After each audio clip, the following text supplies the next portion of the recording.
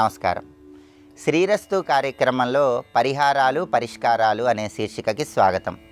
ఈరోజు నృసింహ జయంతి. ఈ సందర్భంగా నరసింహస్వామి వారిని ఏ విధంగా పూజిస్తే నరసింహస్వామి అనుగ్రహం ద్వారా అనారోగ్య సమస్యల తీవ్రతను తగ్గింపజేసుకోవచ్చు, శత్రుబాధలు దృష్టి దోషాల నుంచి సులభంగా బయటపడవచ్చు, నరసింహస్వామి సంపూర్ణ అనుగ్రహం పొందడానికి ఎలాంటి ప్రత్యేకమైన పరిహారాలు పాటించాలో నేటి పరిహారాలు పరిష్కారాలు అనే శీర్షికన పరిశీలిద్దాం.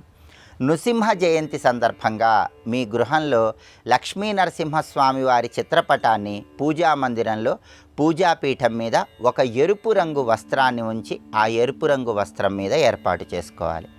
లక్ష్మీ నరసింహస్వామి వారి చిత్రపటానికి గంధం బొట్లు కుంకుమ బొట్లు అలంకరించాలి. జ్యోతిష శాస్త్రపరంగా నవగ్రహాలలో కుజుడికి అధిష్టాన దైవం లక్ష్మీ నరసింహస్వామి. కాబట్టి లక్ష్మీ నరసింహస్వామి వారి చిత్రపటం దగ్గర వెండి ప్రమిదలో నువ్వుల నూనె పోసి కుజుడికి ప్రియమైన విధంగా 9 ఒత్తులు వేసి దీపాన్ని వెలిగించాలి. అలా 9 ఒత్తుల దీపాన్ని నరసింహస్వామి చిత్రపటం దగ్గర వెలిగించినట్లయితే కుజుడికి అధిష్టాన దైవమైనటువంటి నరసింహస్వామి అనుగ్రహం కలిగి జాతకంలో ఉన్న కుజదోష తీవ్రతను తగ్గింపజేసుకొని వివాహపరంగా దాంపత్యపరంగా చక్కటి శుభ ఫలితాలను సిద్ధింపజేసుకోవచ్చు. అలాగే శత్రుబాధలు దృష్టి దోషాల నుంచి బయటపడటానికి కూడా ప్రమిదలో నువ్వుల నూనె పోసి 9 ఒత్తులు వేసి దీపాన్ని వెలిగించాలి.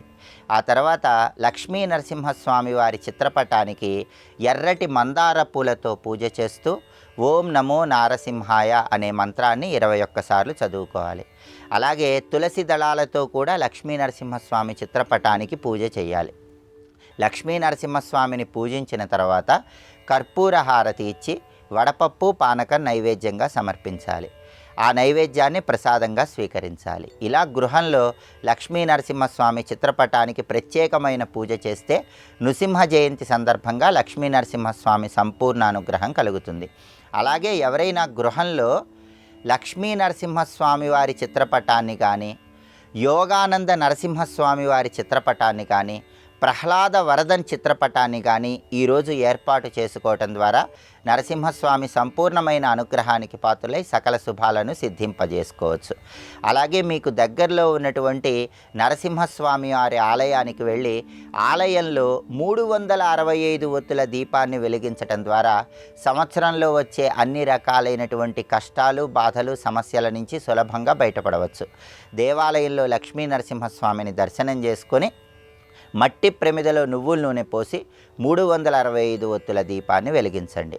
అలాగే దేవాలయంలో లక్ష్మీ నరసింహస్వామి వారికి 9 ప్రదక్షిణలు చేయండి. ఇలా చేయటం ద్వారా లక్ష్మీ నరసింహస్వామి సంపూర్ణమైన అనుగ్రహానికి సులభంగా పాత్రలు కావచ్చు. అలాగే అనారోగ్య సమస్యలు అంతఃశత్రు బాధలు ఎక్కువగా ఉన్నవాళ్ళు మందార పూలు లక్ష్మీ నరసింహస్వామి ఆలయంలో స్వామివారికి ఇచ్చి అర్చన చేయించుకోవటం ద్వారా అనారోగ్య సమస్యలు శత్రుబాధల తీవ్రతను తగ్గింపజేసుకొని సకల శుభాలను సిద్ధింపజేసుకోవచ్చు.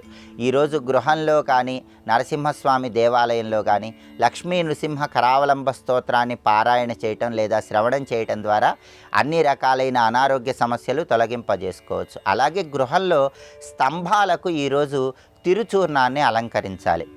లక్ష్మీ నరసింహస్వామి స్తంభం నుంచి ఆవిర్భవించారు కాబట్టి స్తంభాలకు తిరుచూర్ణం అలంకరించడం ద్వారా కూడా లక్ష్మీ నరసింహస్వామి సంపూర్ణమైన అనుగ్రహానికి ప్రతి ఒక్కరూ సులభంగా పాత్రలు కావచ్చు.